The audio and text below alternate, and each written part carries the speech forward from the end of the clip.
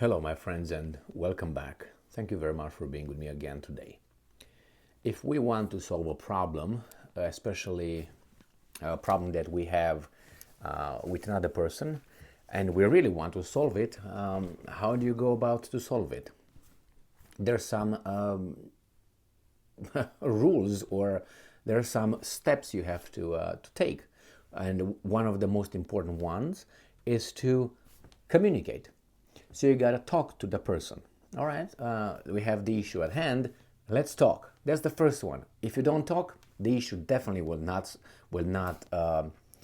solve by itself. Or if it's gonna solve by itself, one of us will be unhappy, and then it's gonna or could possibly escalate into something else, like the Second World War, for instance. In this case, you want to communicate with the person, and what does that mean when you communicate? You tell the other party, what are your concerns? So what is the problem that gets you, and what do you want it to be solved into? What do you want it to be the outcome of all this? And the same thing, you have to listen to his or her concerns and take it in consideration. And based on what he or she tells you, whatever you have, you try to working out. That is a give and take, and you negotiate. And if you agree at the end of the conversation or conversations, meetings, dialogue with a solution, well, you have to stick with that. If something in the future, comes up and things change, you can come and try to renegotiate. And again, hey, this is what happens, this came up, let's discuss.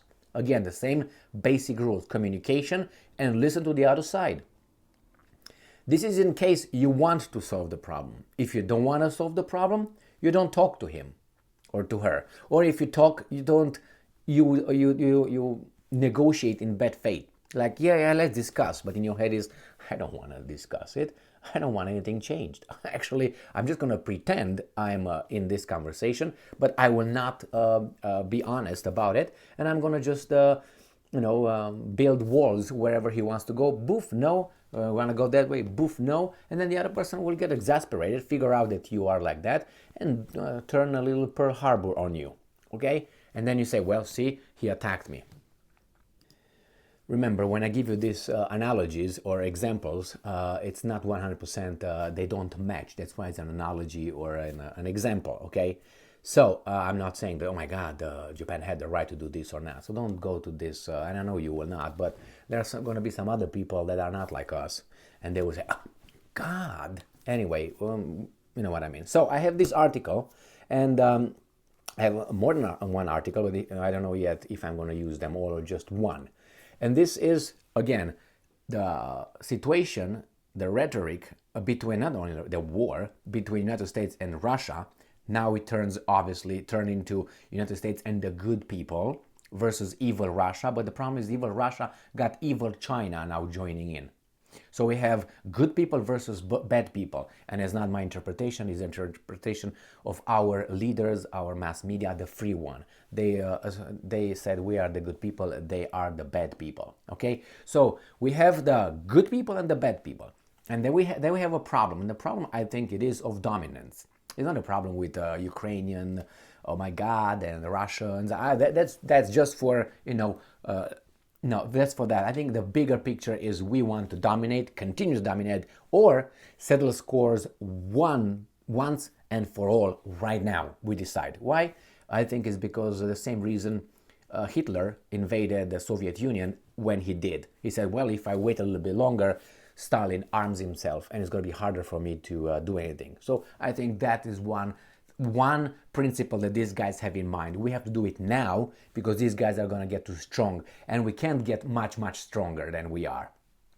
It's like a industrialized or first world country versus a third world country. Now the third world country will have if they do the right policies, they implement them, they would have economic growth of 8%, 9% maybe. But why? Because it has all this that already was cut by these guys. This guy's going to have 1%, 2%. That's going to be the growth. But it's going to 8%, and they're going to come like this. come like this, come like this. And then once they go higher and higher, they're not going to have 8 and 9. They're going to start dropping to 7, 6, 4, 2, and they're going to get here. And then 1, 2, 1, 2. Now, Russia got this from Yeltsin, and he got higher here. And it's going up. So that's not very good, you know what I mean? That's not okay. So this is one of the reasons. So now we have the situation between the good people and the bad people, which now we see it in the daylight. They're the Chinese too. We knew that, but these guys ignored it. Why? Because they said, they're too small. We don't care. Well, they're not really too small, but anyway, this is the assessment of the elites. Go and have them go to a grocery store and have them pay for something. They don't even know where to pay. They don't know where the entrance is in the store, where is the exit, and where things are.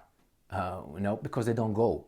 It's other people do that for them. So the same here, yeah, they're going to solve our problems when they don't have our problems. They don't even know what our problems are. So the same here, yeah, these guys are going to, no, China, and this arrogance makes mistakes. Makes people make mistakes, because when you are, you have an opponent and you look down on the opponent, that's one of the biggest mistakes. You think, I'm going to beat this guy.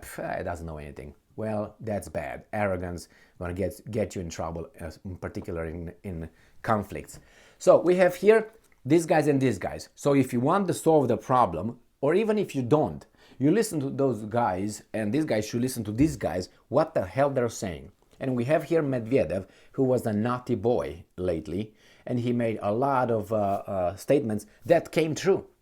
And one of them was, if you guys attack Crimea or anything over there, or the Kerch Bridge, we're going to give you the day of doom or something like that. And that means we're going to burn you. We're going to destroy infrastructure. They attacked the Kerch Bridge and other locations in Crimea. What happened after the 8th of September? It was in the 8th of September, I think it was. Was it? Or October? I don't know, one of these, September of October, but it was the 8th, when these guys hit the Kerch Bridge, the Crimean Bridge. What happened on the 9th and the 10th? These guys said, okay, infrastructure bombarded. Boom. Oh my God, they hit our infrastructure. Didn't Medvedev say that? Now you can do that, but there are consequences that you don't like. So anyway, you up it here, we're going to up it here. You punch me one time, I'm going to punch you 3 times. At least that's my style. And it seems like Russians have it too. So in this case, you might want to listen to Medvedev when he tells you that, hey, I am in a corner and I'm going to pull the big guns out. I'm in a corner, got that? So I don't know why these guys being the good people, look at these statements in such a frugal way. This guy and those guys were, how should I put it? They were, no, I don't find a word. Let me find a word, what the hell. Yeah, I found it. Consistent. These bad guys were consistent. That means they did what they said they will do. That means they said, I will punch you in the face if you do that, and they did. I will kick you in the balls if you tell me that, and they did. I will grab you by your dingy-lingy and squeeze it hard if you do this, and they did. Bad or good, they did. So I would pay attention when Medvedev, good or bad, he makes a certain kind of statements. Here it is. Here is the statement. Now, this article comes from Russia Today.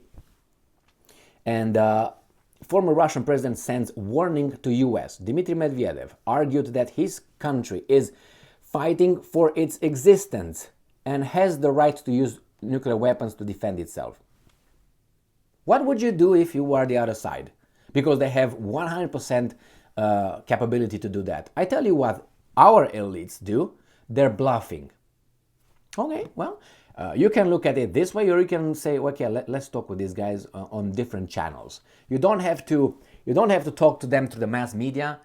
You have like that kind of communication. That's not how diplomacy is done. It's done behind closed doors. You call these guys, and I'm pretty sure 99.9% these guys are communicating big time behind the scenes that we don't even know. We just get a little bit of, I'm tough, he's an evil guy, well, we're going to do this. Behind closed doors, that's different. I guarantee you that. They speak like, hey. But anyway, wouldn't you take into consideration this? Hey, what the hell is going on? Back off. Now we're going to be at least 2 in your face. against you and your weasels. So you didn't bring anything else on the table. You're the same good people. But we all of a sudden, from one, we definitely became at least two. So we are increasing. You're losing by the number and by size. Anyway, I think this guy should be taken seriously, but hey, that's me. The US is attempting to inflict a strategic defeat on Russia in the conflict in Ukraine, meaning Moscow has the right to defend itself by any means necessary, including nuclear weapons, former Russian President Dmitry Medvedev has stated. He warned that US elites should not consider themselves untouchable.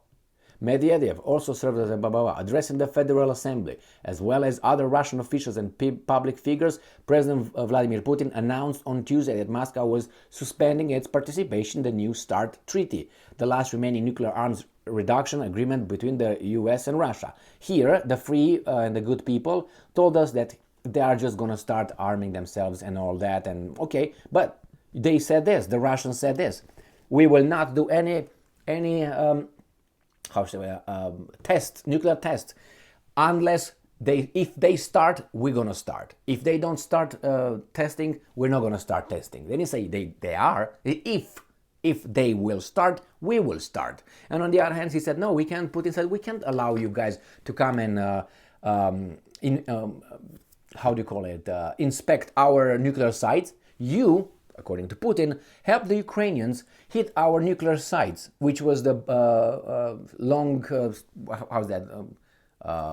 long-range strategic bombers. Remember, in Engels airfield, that's a strategic nuclear place. You help them, according to Putin, to modernize the rockets, to give them the coordinates, to everything, to hit that, and we would let you come and inspect our nuclear sites. So you go back over there. No. We're not going to do that. That was his reasoning. Now you can say, well, or you can say, well, how about, and then another thing that Russia said, Putin said, you don't allow us to go wherever we allow you.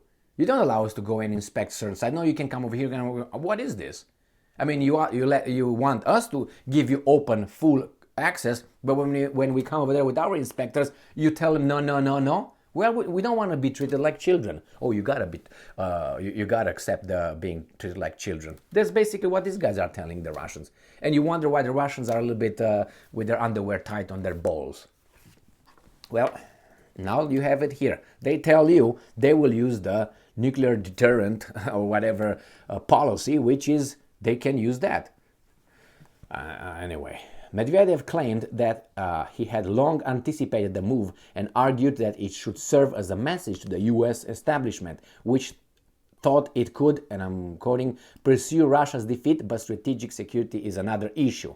The former leader called the line of reasoning a bad mistake by the Americans, end quote, and warned that, and I'm quoting, since the US wants to defeat Russia, we have the right to defend ourselves with any weapons, including nuclear. Now, the US will say, no, we don't want to defeat you. We don't want to defeat you. Well, really, this is gaslighting. You don't want to defeat us. What, you want to help us? So what's in between? We have the right to defend ourselves with any weapons, including nuclear. There you have it. Medvedev also dismissed Joe Biden's speech in Warsaw on Tuesday as preaching in an American messianic style. I heard that too many times. They're like, we're the best, the rest is the piece of shit. In the speech, the US leader stated his country had no intention of attacking Russia and urged Moscow to end the Ukraine conflict by withdrawing troops from the territory claimed by Kiev. And then you have a Nuremberg trial style, court proceedings, and you have reparations about, I think it's going to be $1 trillion by then. And then they're going to take care over your military arsenal, nuclear arsenal, and all that. Yeah. It's not going to be ending right here, withdraw troops. But they know it. It's, again, baby steps, pack. Medvedev questioned why Russians would trust the leader of hostile nation that unleashed wars in the 20th and 21st centuries more than anyone, end quote, and who is intent on inflicting and I'm quoting, strategic defeat on Russia. The former president also urged that Washington could end the confrontation in Ukraine. And I'm quoting, If Russia stops the special military operation before it achieves victory, there will be no Russia, because it would simply be torn apart. If the US stops sending weapons to Kiev regime, the war will end, Medvedev insisted. My point here is this guy saying we are cornered and we have the means to you up. So you take that in consideration, or you continue to be an idiot, keep pushing. It happened to me in my life a few times when you get to a situation where you're cornered and there's no way to explain the other party or parties that you are at, from now on is going to be irrational, because I tried all these things. And unfortunately, you can't just say, you know what, I'm turning around and leave, because you're with the back around, behind the corner, against the corner. So you can't leave anywhere, and they are here. And you tell them, guys, one more step, I'm going to react this way. And they keep doing it. Okay, boom. And that happened. You just, react in a way that you would rather not react. But they have to know that you can be bad, not only good. It's a saying. I can't remember where I read it, but doesn't matter. You have to let everybody know that you can be also bad, not always good. And you have to act upon it. So it's not only by talking, hey, I'm going to do this if you do it. You have to act sometimes, and so people understand that you have the balls to act and defend your interest if you get pushed to a corner in such a way that you have to use those kind of extreme measures. In this case, look at Russia. And I'm not defending Russia, but what do they want them to do? Say, okay, we made a mistake, which they definitely think they didn't, and say, well, make a mistake and all the death and all that, we're going to go back, we're going to hang Putin and all those guys over there, we're going to give you the key for Russia and our nuclear sites, you're going to control as you did with, what's his name, Boris Becker, Boris Yeltsin, in our country just fine. You're going to again have a CIA office in Moscow, but we're not going to have a KGB office in Washington, D.C., and you're going to have everything, and we're going to pay. The Russian population and its generations will be humiliated by losing the war, but hey, we're going to agree to that, and they will pay for the reparation of this, and you're going to invest like a new Marshall Plan in our countries, taking over our industries and our resources. Is that the deal? And this is the United States. Yes. Okay. When do we start? Yeah, and you expect these guys to do it? No, they're going to fight to the end, it seems like. And who's going to lose? You, I, and everybody else. Because I don't think that it's going to be like I'm going to send 3 nuclear weapons over there, he's going to send 3 over here, I'm going to send 5 over there, and that's it. And then we meet and we shake hands and we're friends. It's not going to happen that way. Once the genie gets out of the little bottle, you can come back in, man. Come, it's too late. But anyway, these guys reached a limit. If the Chinese in the daylight join, not in the nighttime, no, joined the Russians, which we knew, everybody knew. But if they dare and say, we are there, Xi Jinping is going to meet Putin in Moscow. Wang Yi, the former foreign minister of China, visits Lavrov as we speak. And Russia is over there. What do you think that is for? It's just to play some ping pong or something? In plain view, all right? No, okay, well, our leaders know what they do and we are dumb, so let's go and work, pay the taxes and support our freedom, democracy and our way of life. Go. Thank you very much for being with me again today. Stay strong, stay smart, look for the truth and be just.